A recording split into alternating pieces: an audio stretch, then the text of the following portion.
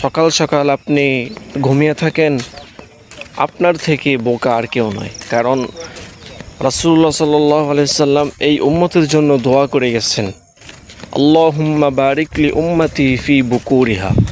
হে আল্লাহ, আপনি এই উম্মতের উপরে সকাল সকাল ভোর সকালে বারাকা দান করুন। আপনি যদি বারাকা পান, আপনি যদি বারাকা পেতে চান, তাহলে সকাল সকাল আপনাকে হাঁটাহাঁটি করতে হবে। সকাল সকাল আপনাকে যে কোনো একটা কাজের মধ্যে লিপ্ত হইতে হবে। আর যদি আপনি সকাল 10টার সময় 11টার সময় যদি ঘুম থেকে উঠেন, তাহলে কিন্তু আপনি এই আল্লাহর রাসূলের দোয়া থেকে, বরকত থেকে আপনি মাহরুম হইতেছেন। আপনি আর ওইগুলো পাইবেন না।